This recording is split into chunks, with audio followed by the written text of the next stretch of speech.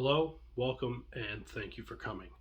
My name is Travis Knowlton. I am a clinical social worker currently in the state of California. My specialty is trauma and toxic stress.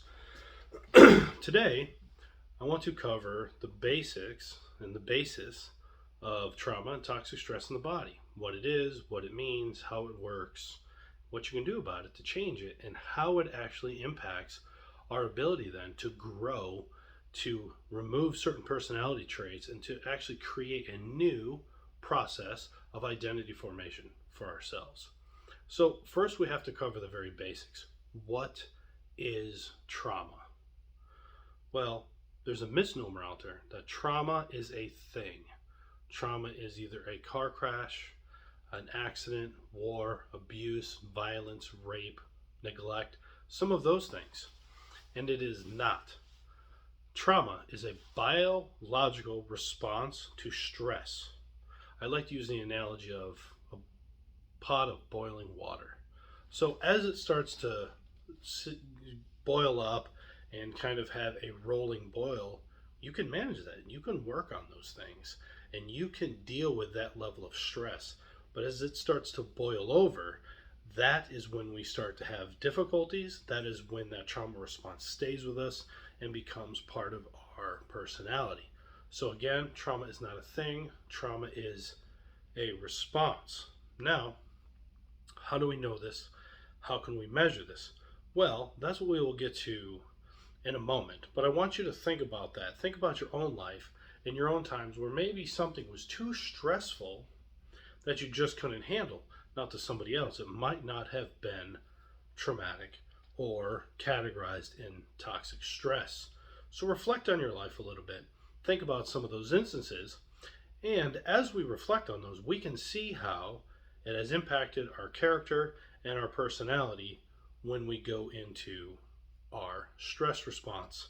Now, generally out there, your stress response is either fight, flight, or freeze. And as we look at this poster right here, we can see that there is fight, flight, freeze, and shutdown. So there's actually four, but they're categorized into three sections. The first section, and if we want to, we can say the most healthy, is fight or flight. Then we have freeze. Everybody knows what freeze is. Think of the deer in the headlights kind of thing. And shutdown. Shutdown is the most dangerous. The reason for that is because when we go into shutdown, our brain is essentially saying, I cannot handle this. Brain, body, disengage, prepare for death. So as you go from the bottom to the top, you have healthier responses. Eventually, through doing somatic psychotherapy, wherever you are, we want to make it so that you can go into this category of fight or flight, eventually go into fight, but also be able to control your stress response in fight and be able to throttle from your survival mode to safe mode. So your brain has essentially two switches, survival and safe. On the safe side, we have social engagement, play, and intimacy. Intimacy does not only mean the physical, but it means being able to have a deep conversation in moments with other people. So again, the goal is to get you into fight while being able to use your cognitive abilities to manage yourself so that you can keep yourself and or other people safe, and it does not turn into something that ultimately hinders or somehow changes in a negative way your stress response. So I want to go over that quickly again.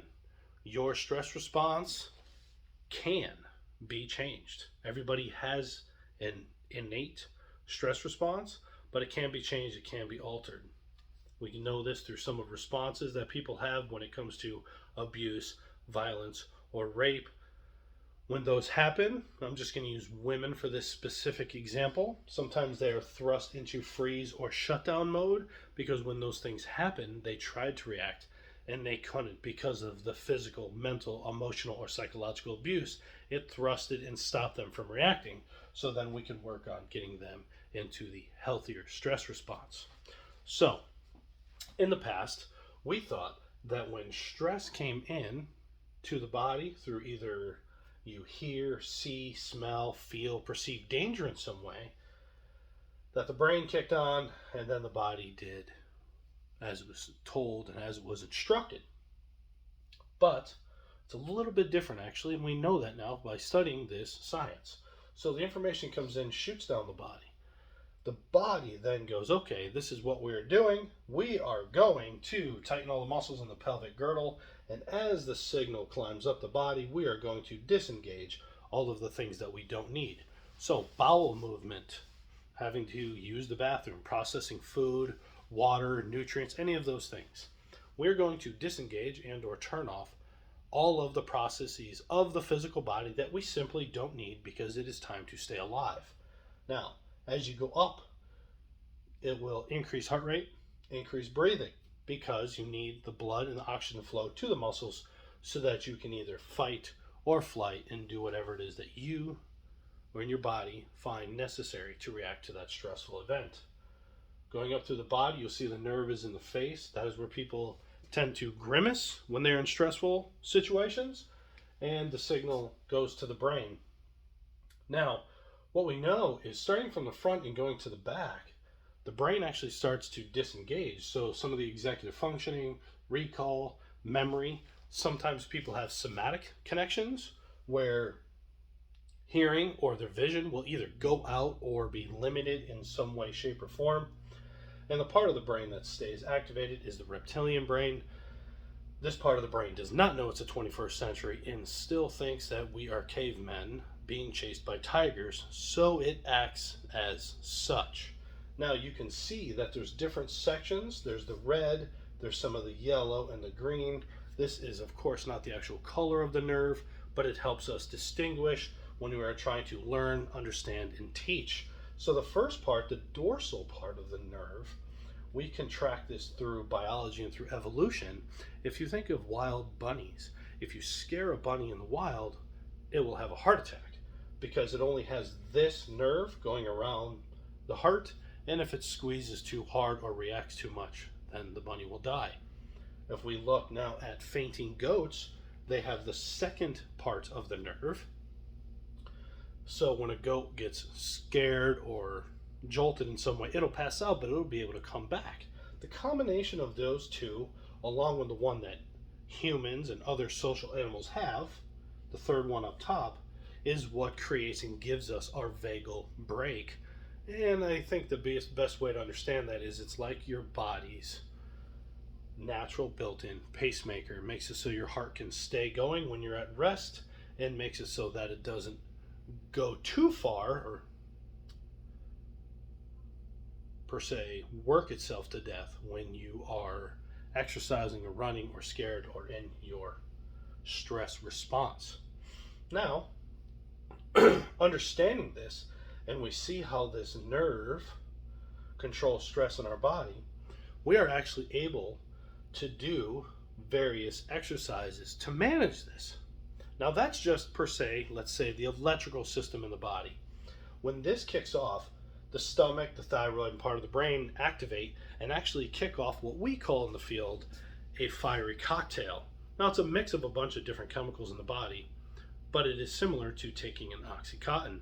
And what are some of the side effects of Oxycontin? Either diarrhea, constipation, stomach pain, some of those different things, right?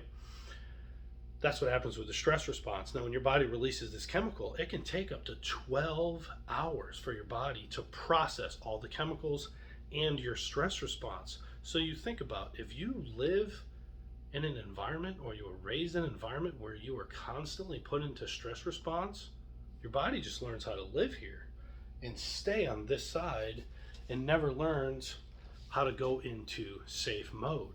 So how do we do that? What do we do when we're triggered and we're set off? Now, that's an important word, triggered. It's important to know the difference between being triggered and angered. Anger means you just do not like what someone else said because it doesn't align with your view, your understanding, or your perspective. Triggered means something happens now and it sends you back in time to a moment when something tragic, traumatic, or extremely stressful happened. So keep that in mind as we're going forward and looking through all of this. Now, it's important to note that we always have to look at our biological factors, such as our sleep and our diet. You need to make sure that you're giving yourself enough sleep and you're adequately eating and hydrating. Hydrating is extremely important, okay? So, when you are just thirsty, you are 5% dehydrated. When you're 5% dehydrated, your body loses 40% of its max performance. So just kind of keep that in mind. Like, you can run yourself ragged pretty quick and not realize how detrimental that actually can be to you and your health. Now, the science sometimes that we use is called bilateral stimulation, and you will see that in EMDR, or sometimes we use tools such as this, and it has these two paddles that you carry in your hands, and the therapist uses this for intensity and tone and the pause in between. And what that does is the region in your brain right about here, it's called the amygdala. That amygdala is like our fire alarm system. Now, if the fire alarm system was going on and you're trying to listen to this video of me talk, how well would you be able to retain the information or think back in the past to how this information relates to you in your life? Well, you wouldn't. So what that does is it gives the pulsing feedback back and forth, both sides of your body, both sides of your brain, activates the amygdala. And I'm going to exaggerate here for a moment, but what it does is it essentially makes you go like this, activate all of your senses, your sight, your hearing, your smell, your feel, your touch, to search for a threat or danger. And if there is none, then you go into safe mode. Now, for people who have lived in that, it is a bit of a throttling back and forth, simply because out of comfort, you've learned to live in survival mode. So when people get throttled into safe mode, sometimes they say as a descriptor, this is weird. And they don't have a better way or a better word to describe it. And that's okay, because if you look at the layout of the brain, our emotional centers are not connected with our verbal centers. So for somebody to say it's weird, I understand that, that's okay. Sometimes we don't have language for our words, but you've acknowledged a difference, and that is enough of a change where we can start with something. Now, we go from those tools to eventually teaching people exercises, things you can do in the moment when you're kind of freaking out or you're triggered, to get your body to calm back down. And we have resiliency factors tools that we can use. Now, if you click on the link in my bio, specifically on my TikTok channel, you will see there's a free document there, and it's called The Body in Stress, and you can learn all of these different techniques. Now, a couple of them I'm going to go over with you, and then you can log in there to download that for free. But let me just go over a couple that most people like. Now, one of them that everybody really tends to like and enjoy is called the salamander stretch. Now, what that looks like is pulling here. Now, look, you're not doing this. Arm into the crux of your shoulder, relax your shoulder. You're going to look up on the opposite view, and you're just going to hold it. And you're going to feel a little tension right here, okay? Now, sometimes in the beginning, you have to hold it for a while because your body is not used to doing this. And you will get either a sigh, a yawn, or a deep breath. And when you get one side, then go to the other.